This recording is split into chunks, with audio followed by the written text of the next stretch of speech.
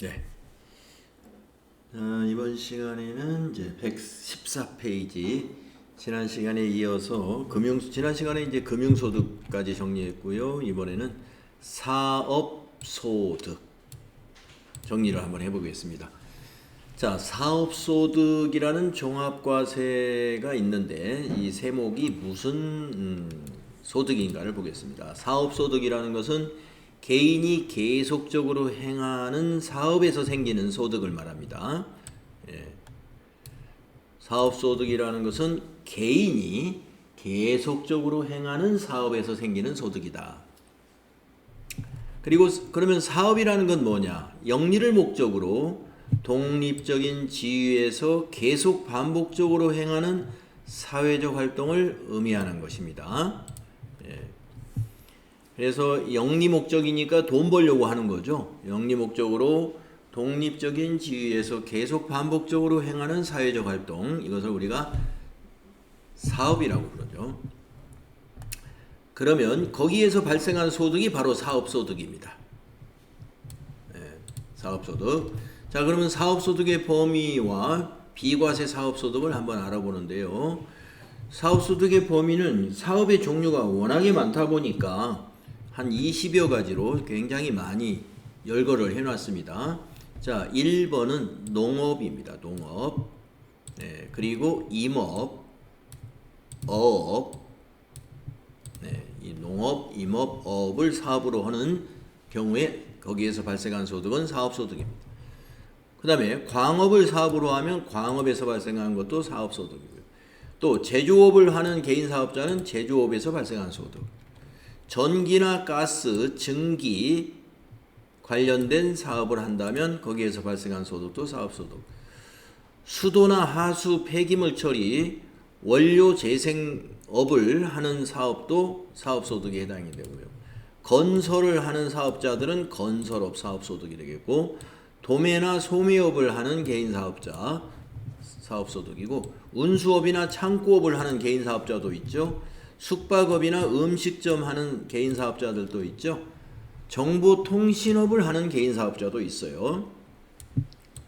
금융이나 보험 관련된 개인사업자도 있습니다. 예.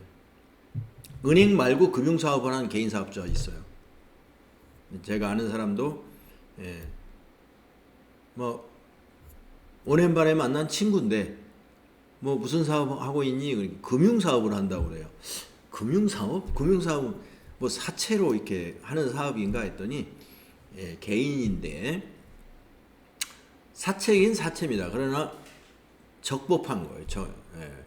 그 금융업을 인가 받아가지고 개인에게 이렇게 돈을 융자해주고 이자 받는 그 금융 및 보험업.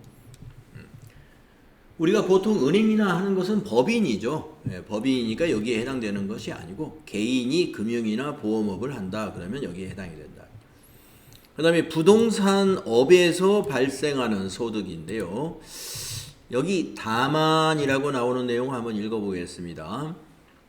우리가 부동산업이라는 것은 이제 부동산을 빌려준다든가 부동산을 매매한다든가 이런 것이 이제 부동산업이라고 할 수가 있는데, 다만 공익사업과 관련하여 지역권, 지상권 설정하거나 대여함으로써 발생하는 소득은 제외시킨다라고 했습니다. 예. 그러니까 공익사업이라고 그러면은 이제 우리가 전기 시설 사업이라든가 가스 배관 이런 정유, 송유관 이런 사업들이 이제 남의 부동산, 개인의 부동산을 이렇게 침범하는 경우 있잖아요. 그래서 우리가 이제 이렇게 들이나 산에 가다 보면은 전기를 이렇게 송전하는 송전탑이 어떤 사람의 논이나 밭에 이렇게 세워져 있는 경우도 있고요. 또 누구의 임야에 이렇게 세워져 있는 경우도 있잖아요. 거기에서 이제 그것을 우리가 공익사업과 관련된 지역권이나 지상권 또는 대여라고 볼 수가 있어요. 거기에서 발생한 소득은 사업으로 보지 않는다는 얘기예요. 그러나 이게 과세가 안 되는 건 아닙니다. 다른 소득으로 과세를 해요, 이거는. 그다음에 전문 과학 및 기술 서비스업이라는 사업도 있고요. 또 사업 시설 관리, 사업 지원 및 임대 서비스업 이런 사업자도 있고요. 그다음에 교육 서비스업을 소득으로 하는 사업자도 있죠. 학원이 바로 교육 서비스업이 되겠네요. 보건업 및 사회복지 서비스업에서 발생한 소득도 사업소득이 되고요.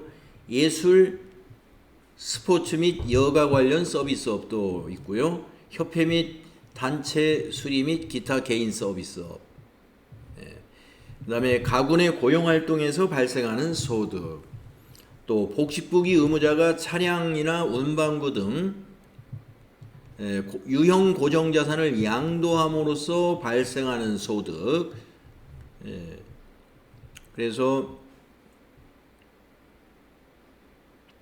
우리가 개인 사업자의 경우에는 우리가 이제 재무회계에서 회계 처리할 때는 차량 운반구라든가 유형 고정자산, 건물 같은 거 처분하면은 그 처분 금액이 매출액으로 안 들어가잖아요.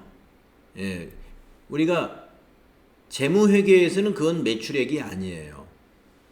차익, 유형자산 처분 이익이나 유형자산 처분 손실을 영업의 수익이나 영업의 비용으로 포함을 시키지 않습니까? 예, 그런 얘기고, 여기서 말하는 것은 이런 유형고정자산에 양도한 그 금액이 사업소득 금액으로 본다 이거예요. 소득세법에서는. 그 다음에 위의 소득과 유사한 소득으로서 영리를 목적으로 자기의 계산과 책임하에 계속 반복적으로 행하는 활동을 통하여 얻는 소득이다 그랬습니다. 그래서 여러분 뭐 사업소득을 열거된 내용에 대해서 뭐 시험에 내거나 그러진 않겠습니다만은 여기서 조금 특이한 거 이거는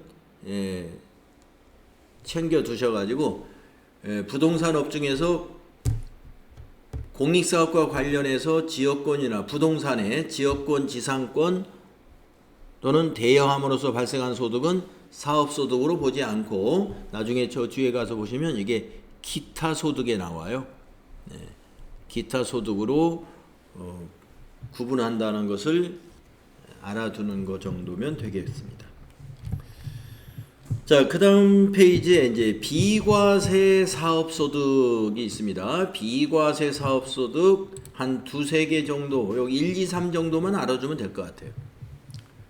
비과세 사업소득. 첫째, 우리가 아까 농업 뭐 얘기했는데, 논밭을 가지고 거기서 소득이 발생하면 다 농업이냐? 하지만 물론 농업이죠. 우리가 부모님 직업이 뭡니까? 그러면 농업입니다. 이렇게 저는 학교 다닐 때 쓴 것 같은데, 농업이지만은 비과세예요. 논이나 밭에 작물 생산을 이용하게 함으로써 발생한 소득, 이것은 비과세 사업소득으로 봅니다. 비과세 사업소득으로. 그 다음에 두 번째, 한 개의 주택을 소유한 자가 주택을 임대해서 발생한 소득도 비과세 사업소득입니다.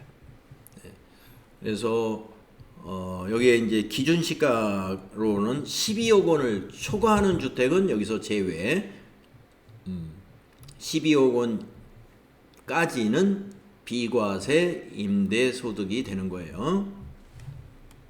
그 다음에 농어가에서 하는 부업이 있어요. 농어가 부업, 겨울철에 이제 농사철이 지나면 부업 같은 걸 할 수가 있는데, 그 계속 반복적으로 하는 건 아니죠. 농한기에 하는 그런 거니까 비과세입니다. 그래서 우리 비과세 사업소득이 논밭의 작물 생산, 그 다음에 한 개의 주택을 소유한 자의 임대소득, 그 다음에 부업, 농어가의 부업소득, 이런 것은 비과세다. 거기 전통주 제조에서 발생한 소득도 비과세입니다. 그 다음에 벌목한 거, 이것도 일부가 비과세고요.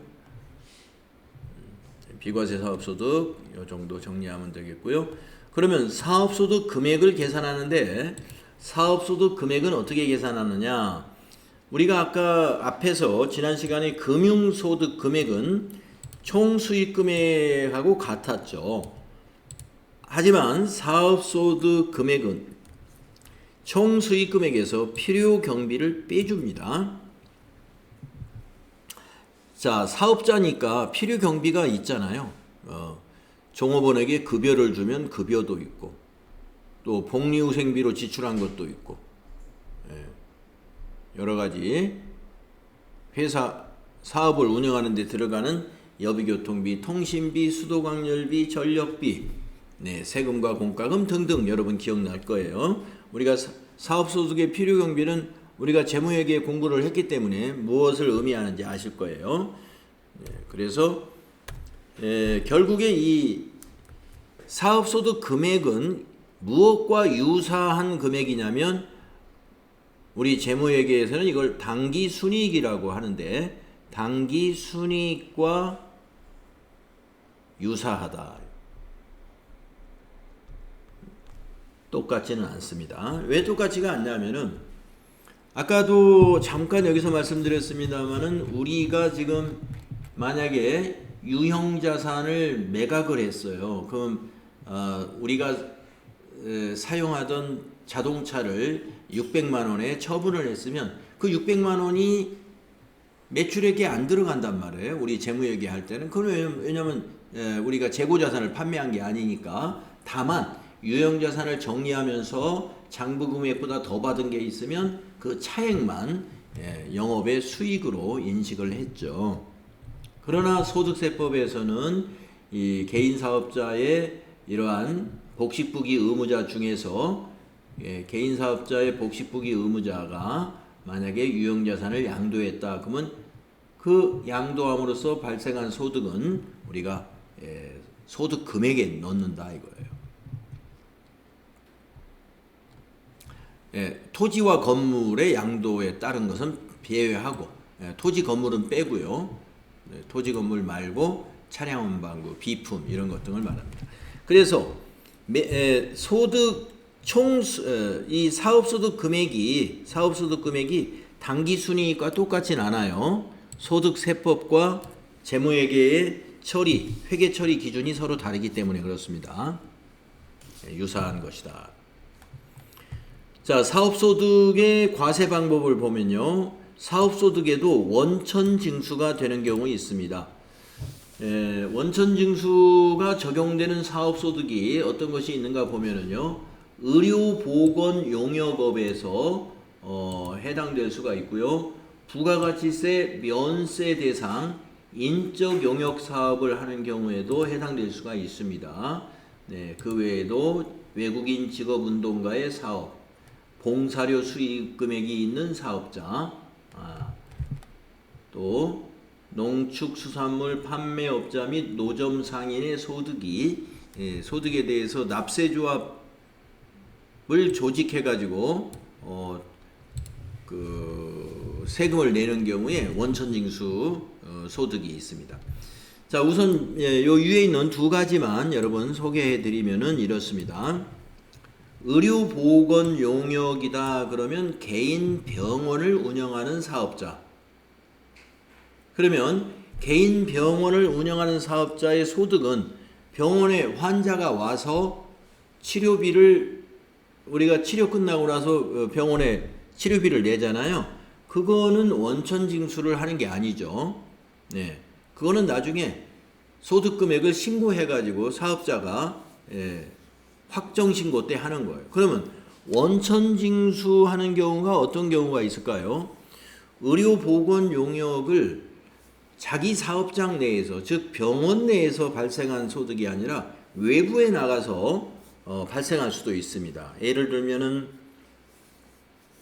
만약에 이천시에 시민체육대회를 하루 동안 하고 있는데 그 개인 병원을 운영하는 의사에게 하루 그 의뢰를 했어요.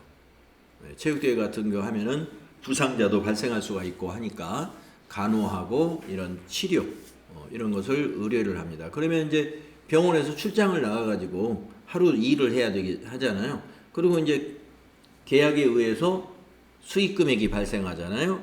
바로 그러한 수익 금액이 원천징수 대상이 되는 거예요. 그러면 이제 만약에 이천시에서 그 용역비를 지급한다 그러면 3%의 원천징수 세금을 공제하고 지급을 한다 이겁니다. 다음에 부가가치세 면세 대상 인적 용역, 바로 교육 사업을 하는 경우에 우리와 같은 교육 사업을 하는 사업자가 마찬가지로 어느 기업으로부터 아니면 이천시 이런 데도 마찬가지고요. 오비맥주로부터 직원들에게 근로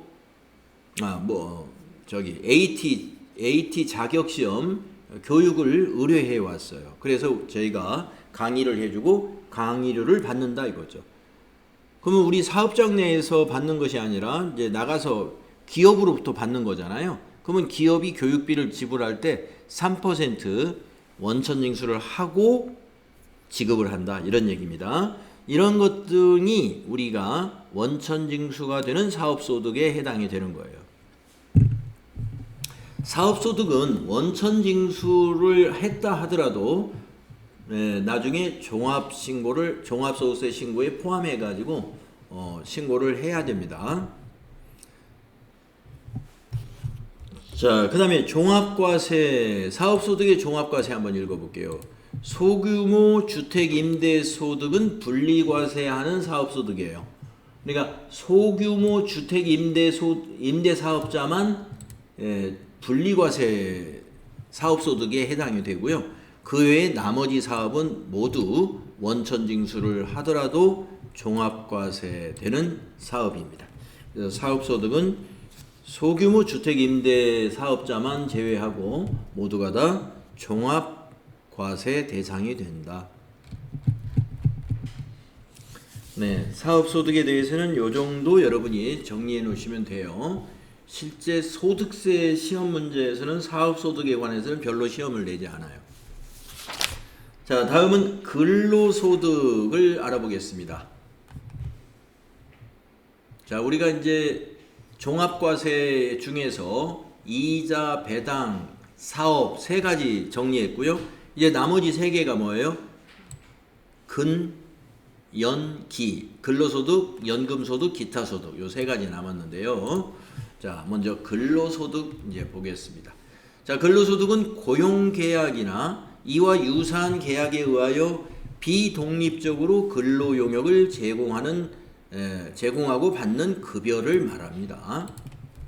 비독립적이라는 것은 지시에 의해서 우리가 용역을 제공하는 것을 말하죠.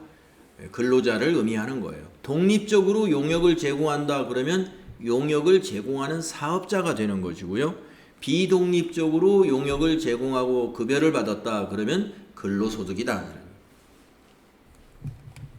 자, 근로소득의 범위 굉장히 많습니다.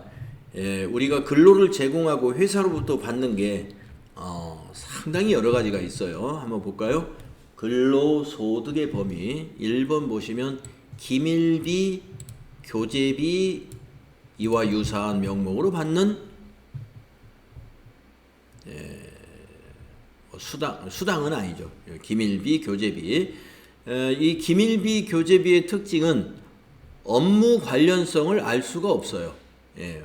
업무를 위해서 지출했는지를 확인할 길이 없는 그런 것은 말하는 거죠. 업무 때문에 지급한 것이다 그러면 그거는 개인의 소득이 아니겠죠. 자, 그래서 기밀비, 교재비는 근로자의 근로소득으로 보고요. 그 다음에 두 번째, 종업원에게 지급하는 종업원 입장에서는 받는 거죠. 종업원이 받는 공로금, 위로금, 축하금, 학자금, 장학금. 근로자 본인이 받는 본인의 학자금에 대해서는 일부 비과세가 있습니다. 하지만 자녀의 학자금이라든가 이런 것은 전부 과세예요. 그러니까 근로소득의 범위에 들어간다는 것은 과세를 한다는 것이죠. 그 다음에 근로수당, 가족수당, 전시수당, 물가수당, 출납수당 뭐 등의 여러 가지 어떤 직무에 따라서 지급하는 그런 수당이 있습니다. 모두 근로소득 범위에 들어가고 있고요. 그 다음에 급식수당, 주택수당, 피복수당 이런 것도 근로소득에 해당이 됩니다. 자, 5번이 좀 복잡해 보이는데요. 주택을 제공받음으로써 얻는 이익도 근로소득이에요. 자, 주택을 제공받았다라고 하면은 회사에 주택을 제공받으면 그건 사택을 제공받았다고 할 수가 있고요. 예, 사택. 자, 그래서 주택을 제공받았다. 여기 설명을 보면 사택을 받은 거예요. 다음 어느 하나에 해당하는 사람이 사택을 제공받는 경우는 제외한다. 네. 자, 그러면 어떤 사람이 사택을 제공받으면 소득이 아니냐 하면은 주주나 출자자가 아닌 임원이 사택을 제공받은 것은 근로소득이 아니라는 거고요. 소액주주도 괜찮고요. 그 다음에 임원이 아닌 종업원이 사택을 제공받는 거 근로소득이 아니라는 것이죠.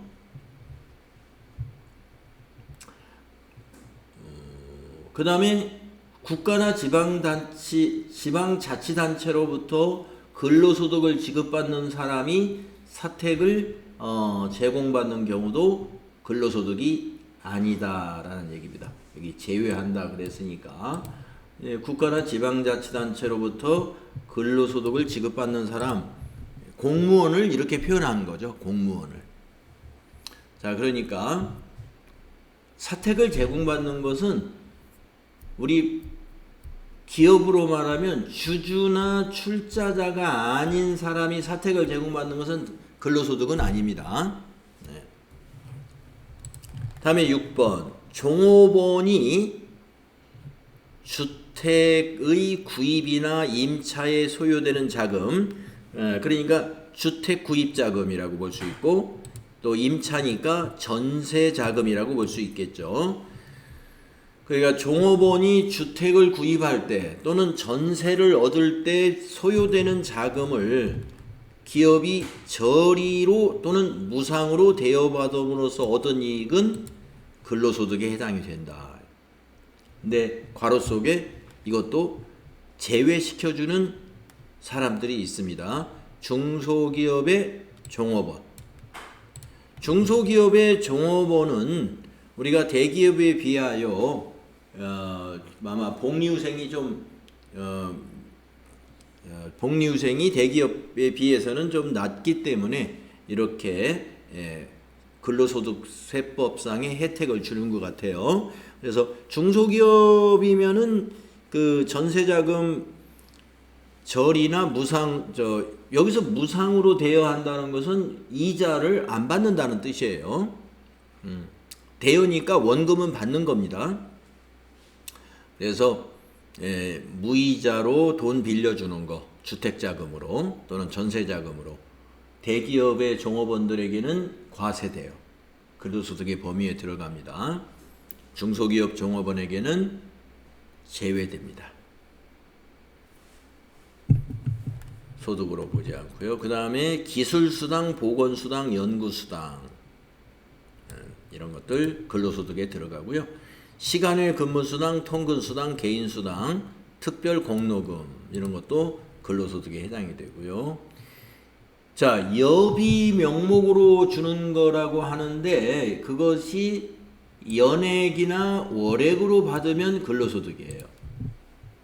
연액이나 월액이라는 건 뭐냐면은 연간 50만 원 뭐 이렇게 월 10만 원 뭐 이렇게 주는 것을 말합니다. 또 벽지수당, 해외 근무수당 이런 수당도 근로소득 범위에 들어갑니다. 그 다음에 법인의 임원이나 종업원이 당의 법인이나 당의 법인과 특수관계에 있는 법인으로부터 부여받은 주식 매수 선택권을 근무하는 기관에 행사함으로써 얻은 이익도 근로소득의 범위에 해당이 됩니다. 이게 이제 스톡 옵션이다 그래가지고 급여 대신에 주식으로 받겠다라는 그런 경영자들이 있죠. 법인에도. 예. 그래서 법인에서 이제 그 종업원에게도 그런 스톡 옵션을 제공할 수가 있습니다. 그러면 급여 대신에 주식을 받았으면 그 주식이 뭐가 된다? 급여가 된다 이런 얘기죠. 근로소득이 된다. 행사한다는 건 뭐냐면은 그 주식을 받게 되는 것을 말하는 거예요. 그래서 스톡 옵션을 받으면 그것도 근로소득으로 포함된다. 다음 종업원 등 대학의 교직원이 받는 직무 발명 보상금이라는 게 있는데요. 이것도 근로소득 범위에 포함이 됩니다. 일정한 한도 내에서는 비과세도 적용되고요. 그 다음에 법인의 주주총회, 사원총회 또는 이에 준하는 의결기관의 결의에 따라서 상여로 받는 소득, 상여금이나 마찬가지죠. 근로소득에 해당이 되고요.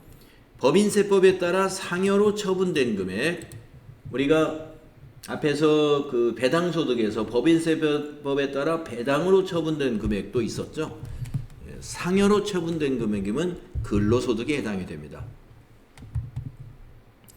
또 퇴직함으로써 받는 소득으로서 퇴직소득에 속하지 아니하는 소득. 자, 퇴직할 때 받는 소득은 퇴직소득이니까 분류과세죠. 근데 퇴직금 말고 추가로 받는 소득은 근로소득이에요. 퇴직금 말고 추가로 받는 것. 어떤 것이 있을까요? 자, 기업에서 퇴직자를 모집하는 경우가 있습니다. 정년퇴직이 앞으로 5년, 10년 남았는데 올해 퇴직을 하게 되면은 앞으로 3년치 급여를 그냥 주겠다. 퇴직금 플러스 3년치 급여. 그러면 이제 판단에 의해서 난 그러면 이제 올해 퇴직하면서 퇴직금 받고 그 다음에 3년치 급여를 받겠다 이렇게 선택을 할 수도 있죠. 이때 퇴직금은 퇴직소득으로 분류과세되고 3년치 급여 추가로 받는 것은 근로소득으로 과세하면 된다 이겁니다. 자, 그래서 근로소득의 범위에 근로자가 받는 대부분의 내용들이 다 근로소득 범위에 다 들어가는 것입니다. 자, 그러면 오른쪽에 큰 표가 또 하나 있는데요. 비과세 근로소득이 상당히 많아요. 비과세 근로소득이 굉장히 많은데 쭉 한번 살펴보시고 우리가 이제 시험에 대비해서 실기시험에서 자주 나오는 항목은 더 관심 있게 우리가 공부를 해둬야 됩니다. 자, 비과세 근로소득 쭉 한번 살펴볼까요? 일찍비, 숙직비 받는 거 비과세예요. 그 다음에 식대, 회사에서 식대를 받는 거 비과세입니다. 그런데 요거 시험에 잘 나오니까 표시 좀 해놓으시고 내용까지 좀 알아놔야 되는데요. 월 20만원 이내의 식대에 한해서 비과세거든요. 그러면 30만원을 주면은 월 30만원을 줄 때는 20만원은 비과세로 하고 10만원은 과세로 정리가 돼요. 그 얘기고, 그 다음에 괄호 속에 단 현물급식은 전액 비과세다. 이 말은 뭐냐면은 자, 우리 회사는 돈으로 식대를 주는 게 아니라 아예 직원들에게 식당에서 식사를 해주고 있어요. 근데 식사를 아주 고급지게 해가지고 굉장히 돈으로 따지면 식단가가 한 3만 원짜리를 해주고 있단 말이에요. 그러면 하루에 3만 원이면은 20일 근무하면 60만 원이잖아요. 예. 그래서 현물급식은 돈으로 환산을 안 한다 이 말이에요. 현물급식은 모두 비과세다. 그래서 식사로 제공하는 것은 과세하지 않습니다. 비과세. 돈으로 주는 것도 20만 원까지는 비과세. 20만 원 넘는 것은 과세예요. 자, 그러면은 여기서는 지금 그 내용이 없는데 요거 한번 생각해 보세요. 현물 급식을 하고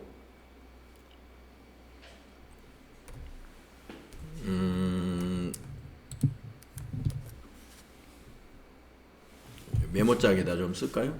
예. 여기다가 썼으면 좋겠는데 제가 글씨를 작게 쓰기가 힘드니까 이거를 메모장에다 한번 정리해 볼게요. 그럼 이거는 어떻게 되겠냐 이거예요. 현물 급식, 이건 식당에서 밥을 준다는 그런 의미입니다. 플러스 식대 보조금을 이렇게 줄 때, 이런 경우는 식대 보조금 모두 과세.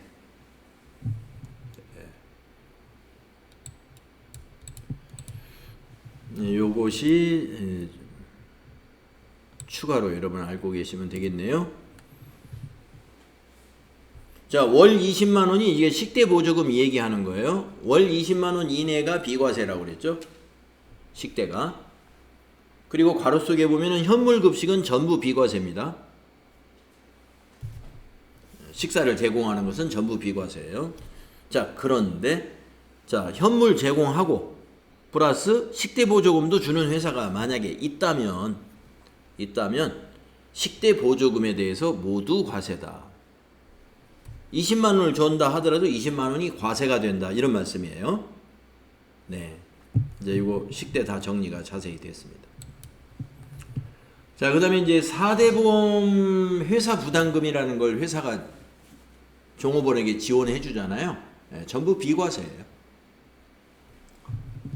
그 다음에 자가운전 보조금은 좀 표시해 주세요. 이것도 자세히 알아놔야 됩니다. 식대하고 아주 성격이 비슷합니다. 자, 내용을 한번 읽어볼까요? 본인의 차량 또는 본인 명의로 임차한 차량을 회사 업무에 이용하고 실제 여비를 받는 대신에 지급받는 월 20만 원 이내의 자가운전 보조금 비과세가. 네. 자, 월 20만 원 식대하고 똑같죠? 네, 월 20만 원까지 비과세라는 거. 네, 식대하고 똑같은데 앞에 조건이 뭐예요? 본인의 차량 소유여야 되고 아니면 본인 명의로 렌트한 차여야 돼요. 그 차를 자기 출퇴근에도 쓰지만 회사에 나오면 회사 업무에 이용한다 이거예요. 그런데 또 하나 전제가 뭐냐면 실제 여비를 받지 않아야 됩니다. 받는 대신에 받는 거니까 실제 여비를 받으면서 월 20만 원 자가운전 보조금을 받는다. 그거는 아까 뭐하고 같냐면 식대에서 그 식사 제공을 받으면서 식대 보조금 받는 경우나 마찬가지예요. 그럴 때는 과세입니다. 네. 그래서 전제 조건이 여기에 무엇이 있는지 잘 보세요. 실제 여비를 받는 대신에 월 20만 원 받는 자가운전 보조금이 비과세다. 근데 그 차량이 누구 차야 돼요? 회사 차면은 당연히 자가운전 보조금이 없죠. 본인 차. 본인 명의로 임차한 차.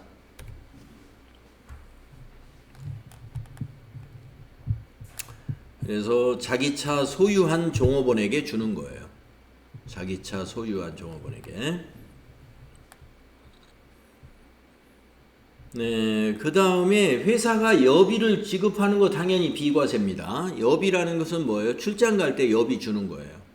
예, 그거 다 실제 숙박비, 교통비, 그 다음에 식대 이렇게 써야 되잖아요. 비과세고요. 자, 자녀 보육수당 이것도 좀 시험에 잘 나오는 것 같습니다. 자녀 보육수당 비과세인데요. 어떤 내용이냐면 근로자 또는 배우자의 자녀 출산. 예. 자, 우리가 자녀 출산하는 경우에 자녀 보육수당 받을 수 있고요. 또 6세 이하 6세 이하의 보육과 관련하여 받는 급여, 6세 이하의 자녀를 보육하는데 보육하는 경우에 직장에서 자녀 보육 수당을 줄 수가 있어요. 월 20만 원 이내, 이것도 20만 원입니다. 월 20만 원 이내로 비과세입니다.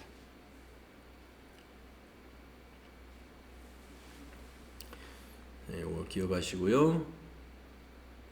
그 다음에 육아휴직 수당, 육아휴직 신청해가지고 이제 공무원이나 근로자들이 육아휴직 수당을 받는 거 비과세. 실업급여 받는 것도 비과세입니다. 그 다음에 학자금, 아까 그 종업원 본인의 학자금이 비과세라고 그랬잖아요. 근로자 본인의 학자금, 비과세 학자금이 그겁니다. 자녀들의 학자금은 과세예요. 자, 자녀 학자금을 회사에서 지원한 금액은 근로소득 과세 대상이며 근로자 본인의 학자금의 지원액은 요건이 충족하다면 비과세 적용을 받을 수 있다. 근로장학금 비과세고요. 대학생이 근로의 대가로 받을 때 근로장학금이라고 그러죠. 그 다음에 연구활동비, 이거는 연구소에서 연구직으로 종사하는 직원과 근로자, 그 다음에 교직원이 해당이 되는데 월 20만 원 이내로 비과세 적용하고요. 자, 생산직 근로자의 야간 근로수당, 이것도 시험에 잘 나오니까 좀 자세히 알아둬야 되는데요. 자, 우리가 이제 근로자의 이 근로소득의 비과세가 항목은 상당히 많아요. 근데 금액들이 굉장히 작죠. 월 20만 원, 대부분이 다 월 20만 원입니다. 자, 근데 생산직 근로자의 야간 수당이 비과세인데 이것도 조건이 까다로워요. 자, 생산직 근로자라고 하면은 사무직은 일단 대상이 안 되고요. 공장의 생산직 근로자, 광산의 생산직 근로자를 말하는 겁니다. 그래서 생산직에 종사하고요. 월정 급여액이 210만 원 이하여야 됩니다. 월정 급여액에서 비과세는 빠져요. 과세 급여가 월 210만 원 이하. 그리고 직전 과세 기간 총급여, 이것도 물론 비과세는 빠집니다. 3천만 원 이하인 생산직 근로자만 여기에 해당이 돼요. 그래서 조건이 까다롭다. 자, 생산직 근로자 야간 근무 수당이 생산직 근로자의 연장 근로나 똑같은 거예요. 야간 근로, 연장 근로 다 같은 것인데 생산직이라고 해서 전부 다 이 연장 근로 수당을 비과세로 적용해 주는 게 아니고 이렇게 두 가지가 엔드 조건, 이 두 개가 다 만족해야 돼요. 그래서 월정 급여가 210만 원 이하여야 되고 직전 연도, 작년에 총급여가 3천만 원 이하인 근로자만 해당이 된다는 거 알아두시고요.